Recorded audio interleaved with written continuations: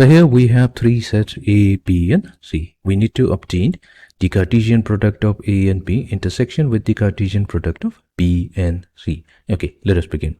So first we will try to find out the two Cartesian products separately. So here we will first obtain the Cartesian product of the set A and set B. Now set A has got three elements, 1, 2 and 3. And then we have the set B containing two elements, 3, 4. So let us begin by finding out the Cartesian product. So this is going to give us, since we have 3 elements in set A and 2 elements in set B, so 3 times 2, that's 6. We're going to get 6 ordered pair.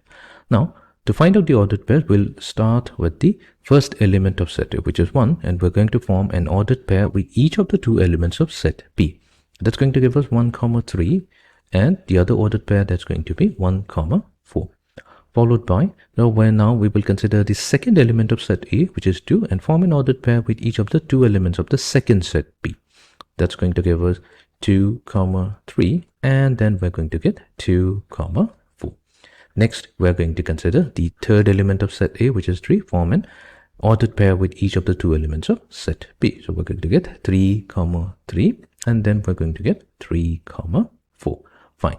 So this is going to be the Cartesian product of the set A and B, and we have obtained 6 elements here. Next, what we'll do, we'll try to find out the Cartesian product of the set B with the set C.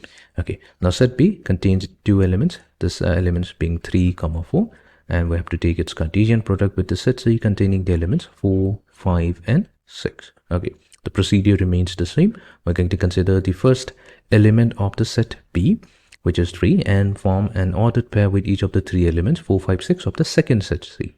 We're going to get 3, 4.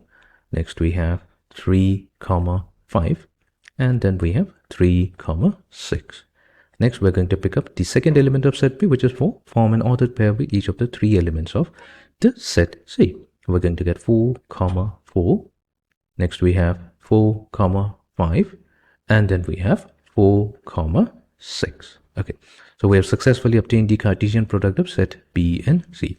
Our next task will be to obtain the common elements that exist in both of the two products, the Cartesian product. We're going to take the Cartesian product of A and B intersection with the Cartesian product of B and C.